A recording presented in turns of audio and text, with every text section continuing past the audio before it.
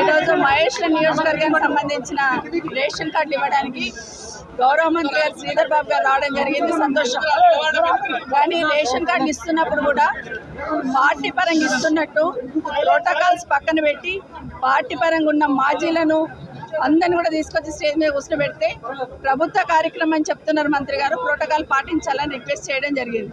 అయినా కూడా మంత్రి గారు ఇగ్నోర్ చేసి దాన్ని స్టేజ్ మీద వాళ్ళని అందరిని అట్లే కూర్చోబెట్టడంలో ప్రయత్నం చేయడంలో నేను బైకాట్ చేసి బయటికి రావడం జరిగింది. నాతో పాటు ఉన్న వాళ్ళందరినీ ఎన్ని రకాలుగా పోలీసు వాళ్ళు మా కార్యకర్తల మీద దాడి చేసే ప్రయత్నం చేశారంటే నిజంగా దాన్ని బాధాకరం.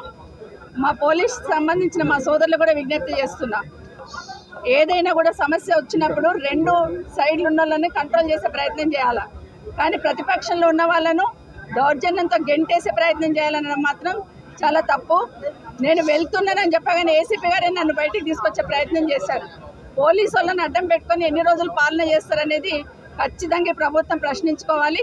ప్రజాపాలన అంటే పోలీసు వాళ్ళని పెట్టుకొని కార్యక్రమాలు చేయడమే ప్రజాపాలన. మా జర్నలిస్ట్ సోదరులు నా కార్యక్రమం అంతా నాతో పాటు ముందుకు వస్తున్నారని జర్నలిస్టుల మీద కూడా దాడి చేసే ప్రయత్నం చేస్తున్నారు. జర్నలిస్టుల మీద జరిగిన దాడిని ఖండిస్తూ ఉన్నాను. ఎందుకంటే ముఖ్యమంత్రి గారు మాట్లాడుతూ మొన్న చెప్పారు కదా, జర్నలిస్టులను చూస్తే చెంపల మీద చెల్ల కొట్టాలనిపిస్తుందని. అది కాంగ్రెస్ పార్టీ సంస్కారం. ఎందుకంటే జర్నలిస్ట్ అనేవాడి విలువ ఏంటనేది, జర్నలిస్ట్ వాళ్ళకు ఎంత విలువ ఉంటుందనేది, సమాజంలో వాళ్ళ పాత్ర ఏంటనేది గౌరవ ముఖ్యమంత్రి గారు మర్చిపోయినట్టున్నారు. ముఖ్యమంత్రి గారు అన్నారు కదా, మేము దాడి చేస్తే తప్పేముందని ఈరోజు పోలీసు వాళ్ళు కూడా మీడియా మిత్రుల మీద దాడి చేసే ప్రయత్నం చేశారు. దాన్ని ఖండిస్తూ ఉన్నాం.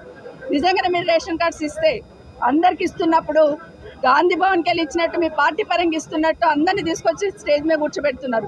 ఇందిరమ్మ ఇల్లు ఇచ్చారు. కాంగ్రెస్ పార్టీ వాళ్ళు పోయి ముగ్గు పోస్తేనే ఇందిరమ్మ ఇల్లు శాంక్షన్ అవుతుంది. రేషన్ కార్డు కూడా కాంగ్రెస్ పార్టీ వాళ్ళే ఇస్తున్న ఫీలింగ్ తీసుకొచ్చి ప్రభుత్వ పరంగా ఇస్తున్నారా, కాంగ్రెస్ పార్టీ నుండి ఇస్తున్నారా అనేది సమాధానం చెప్పాలి ఈ ప్రభుత్వం. ఎందుకంటే ఈరోజు కాంగ్రెస్ పార్టీ నుండి ఇచ్చినట్టుంటే మీరు గాంధీ భవన్లో పెట్టుకోండి, మీ కార్యకర్తలు కండువాలు వేసుకొని ఆడ పంచుకోండి తప్పిస్తే ఇది ప్రభుత్వ కార్యక్రమం. ప్రోటోకాల్ పాటించడం ఇష్టం లేకపోతే మమ్మల్ని పిలవద్దు, మమ్మల్ని ఈ కార్యక్రమాలకి పిలవద్దు, పిలిచి అవమానించే ప్రయత్నం చేయొద్దు. నిజంగానే దమ్ము ధైర్యం ఉంటే ప్రోటోకాల్ పాటిస్తూ పద్ధతి ప్రకారం కార్యక్రమాలు చేయాలి. కానీ ప్రభుత్వ కార్యక్రమాలను కూడా పార్టీ పరంగా చేసి లబ్ధి పొందాలని ఏదైతే నాటకం ఆడుతున్నారో ప్రజలు గమనిస్తూ ఉన్నారు. తప్పకుండా మీ పార్టీకి, మీ ప్రభుత్వానికి చమరగీతం పాడడానికి ప్రజలు సిద్ధంగా ఉన్నారు. మీరు ఇస్తున్న రేషన్ కార్డులు ఈరోజు నేను చూస్తే కందుకూరులో 117 రేషన్ కార్డులు, మహేశ్వరంలో 230 రేషన్ కార్డులు, బాలాపూర్ మండలం అంటే బడంపేట, మీర్పేట, జల్పల్లి అంతా కలిపితే 1300 రేషన్ కార్డులు, అన్ని కలిపితే 1700 రేషన్ కార్డులకి 1700 రేషన్ కార్డులకి ఇంత డబ్బా కొట్టుకుంటా ఉన్నారు. ఈవెన్ కనీసం ఏవైతే అడిషన్స్ ఉన్నాయో అడిషన్స్ కూడా కొత్త రేషన్ కార్డులని లెక్క పెడతా ఉన్నారు.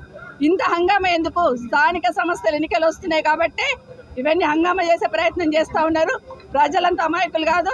తప్పకుండా ఈ ఎన్నికల్లో మీకు కర్రు కాల్చి వాత పెట్టడం తప్పకుండా జరుగుతుందని కాంగ్రెస్ పార్టీ వాళ్ళు తెలియజేస్తా ఉన్నారు. ప్లాన్లు ఉన్నారు కాబట్టి బెటాలియన్ పోలీసు వాళ్ళని దించారు.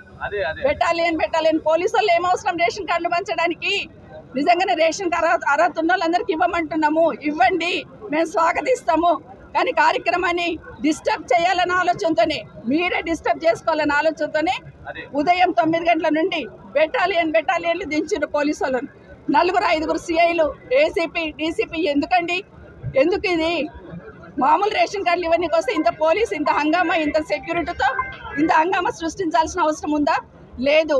ఎట్టి పరిస్థితులలో ప్రోటోకాల్ లేని వాళ్ళని స్టేజ్ మీద కూర్చోబెట్టి దాన్ని అడ్డుకుంటే టీఆర్ఎస్ పార్టీ ఏదో అడ్డుకుంటుందనే నెపం నెట్టాలనే ప్రయత్నం మీరు చేస్తూ ఉన్నారు. ప్రజలు అన్ని గమనిస్తూ ఉన్నారు. ఈరోజు 3వ స్థానంలో వచ్చిన స్టేజ్ మీద కూర్చోబెట్టినప్పుడు నా మీద ఇంకా 20 మంది పోటీ చేశారు. ఆ 19 మందిని కూడా తెచ్చి కూర్చోబెట్టండి. 3వ స్థానంలో వచ్చిన ఆయన ఎట్లా కూర్చోబెడుతున్నారో ఇంకా 19 మంది పోటీ చేసిండ్రు నా మీద, వాళ్ళందరినీ కూడా తెచ్చి కూర్చోబెట్టండి. అప్పుడు యాక్సెప్ట్ చేద్దాం. అట్లా కాకుండా మీకు గాంధీ భవన్కి వెళ్ళి ఇచ్చినట్టు మీ